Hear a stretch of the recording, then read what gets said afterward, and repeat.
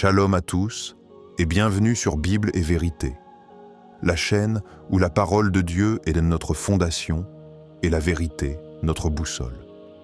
Je suis heureux de te retrouver aujourd'hui pour un message qui pourrait transformer ta manière de prier. Tu pries, tu espères, tu crois, mais as-tu déjà pensé que certains mots que tu utilises dans tes prières pourraient t'empêcher tes bénédictions d'arriver? Reste bien jusqu'à la fin, car ce que tu vas entendre va réveiller ta foi et t'aider à prier avec puissance et assurance. Installe-toi bien, on commence maintenant. As-tu déjà remarqué que dans certaines de tes prières, tu utilises ce petit mot « si ».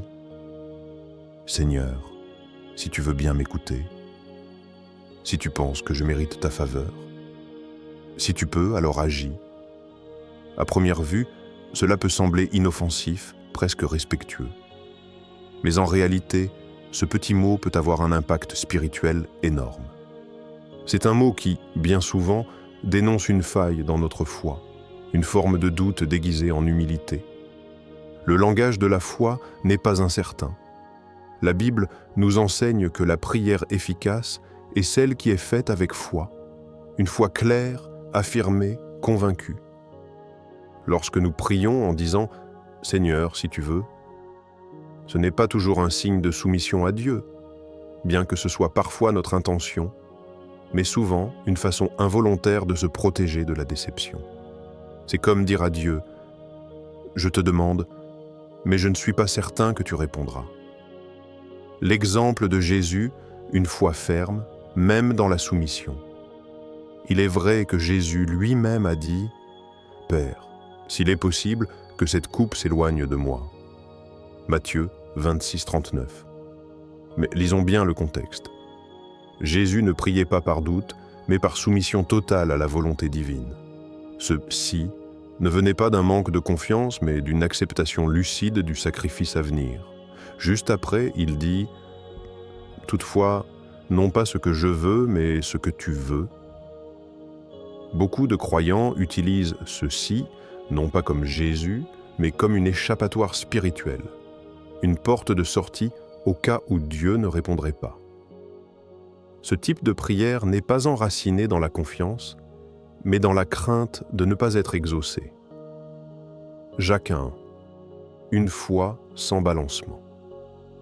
L'épître de Jacques est très claire sur la puissance ou la faiblesse des prières, qu'il demande avec foi sans douter, car celui qui doute est semblable au flot de la mer, agité par le vent et poussé de côté et d'autre. Qu'un tel homme ne s'imagine pas qu'il recevra quelque chose du Seigneur. Jacques 1, 6 à 7. Le mot « si » dans une prière, quand il est utilisé par manque de conviction, est un signal de balancement intérieur. Il trahit une foi partagée entre confiance et crainte. C'est comme dire « j'espère », mais je ne suis pas sûr. L'image du soldat spirituel hésitant. Imagine un soldat au front, épée à la main, face à l'ennemi, et au moment de frapper, il dit « Si je suis sûr de gagner, alors je me bats ». Il est déjà vaincu. Dans la prière, l'assurance spirituelle est une arme. Quand tu doutes, tu laisses tomber ton épée. Tu baisses la garde, tu ouvres une brèche dans ta protection. Et l'ennemi s'y engouffre. La vraie soumission n'exclut pas la foi. Certains diront « Mais je veux laisser Dieu décider, je ne veux pas imposer ma volonté ». C'est louable. Mais soumission n'est pas synonyme de passivité. Tu peux avoir foi en ce que Dieu a promis sans dicter comment ou quand il doit agir.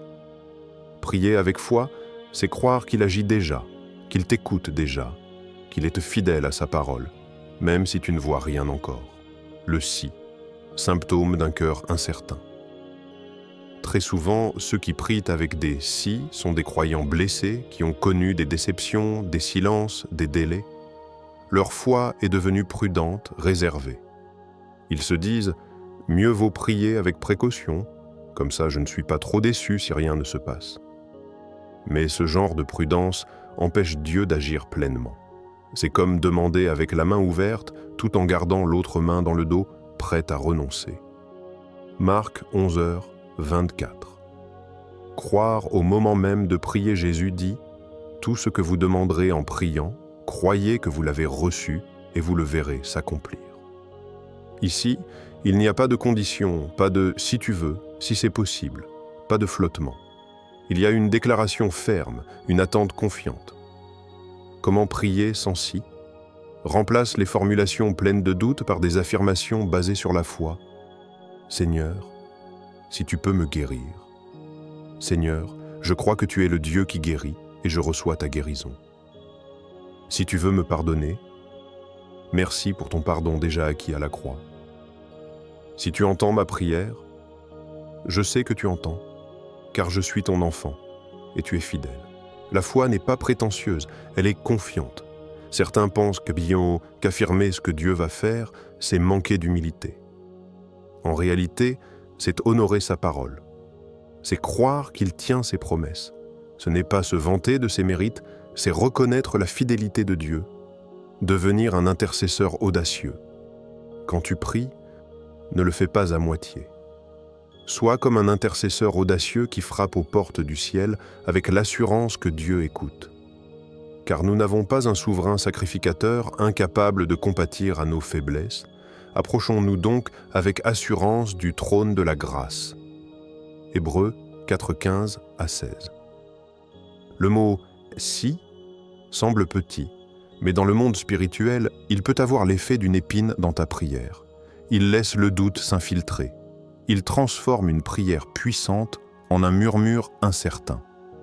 À partir d'aujourd'hui, choisis la foi ferme. Ne prie plus avec hésitation. Ne supplie pas Dieu comme s'il était loin ou incertain. Parle-lui comme un fils parle à son père aimant. 2. Il y a un mot que l'on prononce souvent sans réfléchir, et pourtant, il révèle ce qu'il y a de plus fragile dans notre cœur spirituel. Ce mot, c'est « peut-être ». Peut-être que Dieu va répondre. Peut-être qu'il m'écoute. Peut-être que ce n'est pas pour moi. À première vue, ce mot semble innocent, voire raisonnable. Il peut même donner l'impression d'une certaine humilité, d'une retenue respectueuse envers Dieu. Mais en vérité, le peut-être, dans la prière, trahit une réalité plus profonde. Une foi blessée, incertaine, instable. Le peut-être, masque d'une foi fatiguée. Pourquoi disons-nous peut-être? Parce que nous avons prié sans voir de réponse. Parce que nous avons espéré sans recevoir. Parce que nous avons été découragés, parfois silencieusement. Alors, pour ne pas souffrir à nouveau, nous modulons nos prières. On les rend plus modestes, plus prudentes, moins exigeantes. Mais en les affaiblissant, on perd leur puissance. Une foi diluée n'ouvre pas le ciel qui, la foi, ne peut pas cohabiter avec l'incertitude chronique. Dans le monde spirituel, l'ambiguïté est une forme de paralysie. Dire « peut-être que Dieu va agir », c'est comme envoyer une flèche sans direction, en espérant qu'elle atteindra une cible que tu ne regardes même pas. C'est ce que Jésus condamne dans l'Apocalypse en parlant des tièdes. « Parce que tu es tiède, je te vomirai de ma bouche. » Apocalypse 3,16. Une prière, peut-être, est tiède. Elle hésite, cherche des garanties et n'engage pas pleinement le cœur. Et Dieu, lui, cherche des prières authentiques, pleines de foi, claires et confiantes. Un enfant ne dit pas « peut-être ». Imagine un enfant disant à son père « Papa, peut-être que tu vas m'aimer aujourd'hui. Peut-être que tu penseras à moi ce soir. » Ce serait déchirant. Aucun père aimant ne veut entendre cela. Pourtant, c'est ce que nous disons souvent à Dieu. En réalité, chaque peut-être est une question déguisée. Est-ce que Dieu m'aime vraiment? Est-ce que je mérite son attention? Est-ce que mes prières comptent? Mais Dieu a déjà répondu à toutes ces questions dans sa parole. Il t'a dit « Je t'ai aimé d'un amour éternel ». Jérémie 31:3. Je ne t'abandonnerai jamais. Hébreux 13:5. Avant même que tu m'appelles, j'ai entendu. Ésaïe 65:24. L'instabilité spirituelle bloque la bénédiction. La lettre aux Hébreux nous le rappelle puissamment. Or, sans la foi, il est impossible de lui être agréable. Hébreux 11:6. Pas difficile, pas rare, impossible. Le peut-être est le langage d'un cœur qui doute sans toujours oser l'avouer. Et le problème, c'est que cette façon de prier ne crée pas de mouvement spirituel. Elle n'ouvre pas les cieux, elle n'intimide pas l'ennemi, elle n'honore pas Dieu. Jésus est le langage de la certitude. Jésus ne priait jamais avec incertitude. Quand il guérissait, il disait « Lève-toi, ta foi t'a sauvé, qu'il te soit fait selon ta foi ». Il ne disait pas « Peut-être que tu seras guéri ?» Essayons et voyons ce qui se passe. Il savait, il croyait, il parlait avec autorité. Et il nous appelle à prier comme lui, non pas en nous appuyant sur nos émotions, mais sur les promesses éternelles de Dieu. Des prières avec des fondations solides. Quand tu pries, n'utilise pas peut-être. Utilise les promesses de Dieu comme fondement. Voici quelques exemples de prières transformées. Peut-être que Dieu va me relever. Seigneur, tu es le Dieu qui me relève et me fortifie. Peut-être que je trouverai la paix. Je reçois ta paix qui surpasse toute intelligence, comme tu l'as promis. Peut-être que je suis pardonné. Je déclare que je suis pardonné, justifié par le sang de Jésus. Ces prières ouvrent le ciel. Elles affirment la vérité, elles détruisent le mensonge du doute. Comment transformer un cœur qui doute? Il ne suffit pas d'arrêter de dire « peut-être ». Il faut rééduquer son cœur à croire pleinement. Voici quelques pistes. Remplis-toi des promesses de Dieu chaque jour, lis-les, écris-les, proclame-les. Fais taire la logique humaine dans ta prière. Dieu ne fonctionne pas selon les probabilités, mais selon sa parole. Rappelle-toi les victoires passées. Ce qu'il a fait une fois, il peut le refaire. Entoure-toi de personnes de foi. Les paroles que tu entends nourrissent ou éteignent ta foi. Le cerveau est la parole de foi. D'un point de vue psychologique, chaque fois que tu dis « peut-être », tu programmes ton esprit à l'incertitude. Ton subconscient commence à douter avant même d'agir. Mais quand tu déclares avec foi, Dieu va agir, je le crois. Il est fidèle. Ton cerveau réagit, ton corps s'aligne, ton attitude change et ta prière devient une force vivante. La prière authentique n'est pas arrogante. Certains craignent que prier avec assurance semble prétentieux. Mais ce n'est pas de l'orgueil, c'est de la confiance en Dieu, pas en soi-même. Ce n'est pas dire « je mérite », c'est dire « je crois que tu es ce que tu dis ». Prie comme un fils, pas comme un esclave. Les esclaves disent « peut-être que mon maître me regardera ». Les enfants disent « papa, j'ai besoin de toi ». Tu es enfant de Dieu. Tu as le droit d'approcher ton Père avec assurance. Le mot « peut-être » semble innocent, mais il affaiblit tes prières. Il révèle une foi incertaine, une blessure intérieure. Mais aujourd'hui, tu peux guérir de cette incertitude. Décide maintenant de ne plus prier à moitié. Laisse derrière toi le vocabulaire du doute. Ne prie plus comme si tu n'étais pas sûr de l'amour de Dieu. Prie comme quelqu'un qui le connaît personnellement, comme quelqu'un qui sait que son Père céleste ne ment jamais. 3. Il y a un mot que beaucoup de croyants prononcent dans leurs prières avec l'idée de faire preuve d'humilité. Un mot qui semble pieux, humble, presque spirituellement noble. Ce mot, c'est « indigne ». Seigneur, je suis indigne de ta présence. Je suis indigne de ton amour, de ta grâce. Je ne mérite pas que tu m'écoutes, et pourtant, aussi beau puisse-t-il paraître, ce mot peut être l'un des plus dangereux dans la bouche d'un enfant de Dieu. Pourquoi? Parce qu'il contredit la croix. Une fausse humilité peut devenir un poison. Dire qu'on est indigne, c'est croire qu'on honore Dieu en se rabaissant. Mais attention, il y a une grande différence entre l'humilité biblique et l'autodévalorisation spirituelle. L'humilité dit « Je sais que je ne suis rien sans toi, mais je crois en ce que tu as fait pour moi. » La fausse humilité dit « Je ne vaux rien, je ne mérite rien, Je suis trop sale pour m'approcher de toi. Et cette deuxième posture, même si elle semble sincère, rejette en fait l'œuvre de la grâce. L'accusation ne vient pas de Dieu. Dans l'Apocalypse 12:10, il est écrit « L'accusateur de nos frères, celui qui les accusait jour et nuit devant notre Dieu, a été précipité. » Ce verset parle clairement de Satan. C'est lui qui passe son temps à nous rappeler nos fautes, nos échecs, nos impuretés, pas Dieu. Dieu, lui, fait l'inverse. Il pardonne, il efface, il justifie. Il ne veut pas t'entendre dire « je suis indigne ». Il veut t'entendre dire « je suis racheté, je suis purifié, je suis ton enfant ». La croix t'a rendu digne. Tu ne méritais peut-être pas la grâce de Dieu au départ, c'est vrai. Mais ce n'est pas la question. La grâce n'est pas une récompense du mérite. C'est un cadeau offert gratuitement. Et ce cadeau t'a élevé, transformé, purifié. Par cette volonté, nous sommes sanctifiés par l'offrande du corps de Jésus-Christ, une fois pour toutes. Hébreux 10:10. À partir du moment où tu es en Christ, tu n'as plus le droit de te traiter d'indigne. Parce que le sang de Jésus t'a rendu digne. Tu continues à dire « je suis indigne », alors tu dis indirectement « ce que Jésus a fait n'est pas suffisant ». Vivre comme un esclave alors qu'on est héritier. Imagine un fils rentrant chez lui, se mettant à genoux devant son père, les yeux baissés, disant « je ne suis pas digne de manger à ta table ».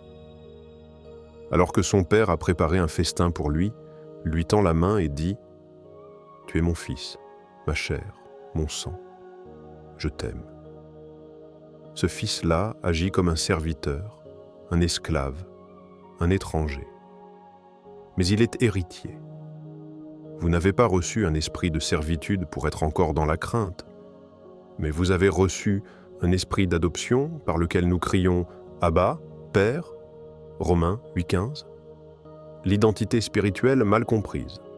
Quand tu dis que tu es indigne, c'est souvent parce que tu as péché récemment, échoué dans ta vie spirituelle, des pensées de honte ou de culpabilité, une impression de n'être jamais à la hauteur. Mais écoute bien ceci. Ton identité ne dépend pas de ta performance. Elle dépend de ta position en Christ. Tu peux tomber, tu peux faillir, tu peux douter, mais si tu es en Christ, tu restes justifié, lavé, sanctifié. La repentance n'est pas l'autodépréciation. Beaucoup confondent se repentir et se rabaisser. Mais Dieu ne cherche pas des gens qui disent « Je ne suis qu'un ver de terre, un pécheur sans valeur ». Il cherche des gens qui disent « Seigneur, j'ai chuté, mais je crois à ton pardon. Purifie-moi, relève-moi, je me tiens à nouveau debout grâce à toi. » Le fils prodigue a dit à son père « Je ne suis plus digne d'être appelé ton fils. » Mais le père ne lui a même pas laissé finir. Il a couru vers lui, l'a habillé, l'a embrassé et a dit « Mon fils est revenu. »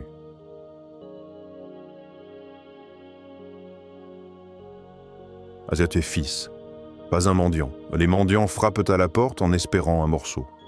Les fils entrent dans la maison, s'asseyent à table et mangent. Quand tu pries, arrête de te comporter comme si tu n'étais pas chez toi. Tu es à la maison. Tu as un père, tu as une place, tu as été lavé. Faisant de ta parole, change ton identité. Voici quelques exemples pour transformer ta manière de prier. Seigneur, je suis indigne de ton pardon. Seigneur, merci car en Christ, je suis pardonné, lavé, accepté. Je ne mérite pas ton amour. Ton amour m'a transformé et je vis sous ta grâce, non sous la condamnation. Je ne suis qu'un pécheur. J'étais pécheur, mais maintenant je suis une nouvelle création en Jésus.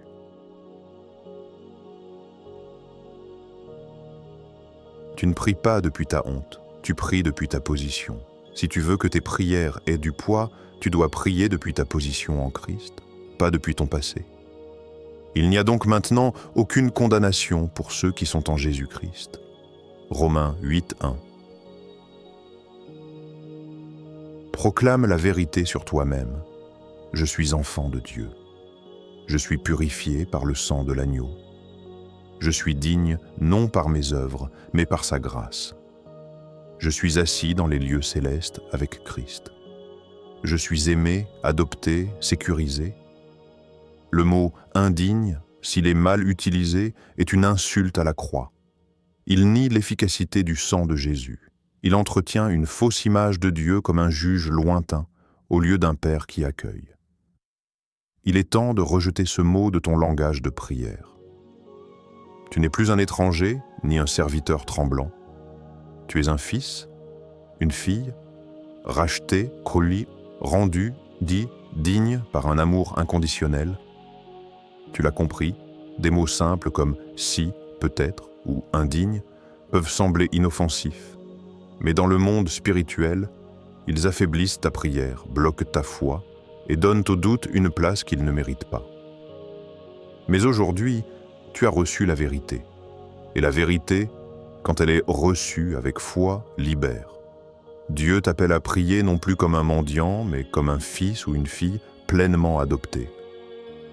Il veut entendre ta voix s'élever avec conviction, confiance et gratitude. Alors, dès aujourd'hui, abandonne ces vieux réflexes et commence à prier selon ta véritable identité en Christ. Aimé, racheté, digne et entendu. Si ce message t'a parlé, mets un « Amen » dans les commentaires. Partage-le à quelqu'un qui a besoin d'entendre cela et abonne-toi à Bible et Vérité pour continuer de grandir dans la foi. Souviens-toi, une prière pleine de foi fait trembler l'enfer et ouvre les cieux. Que Dieu te bénisse abondamment et à très bientôt pour une nouvelle vidéo. Shalom.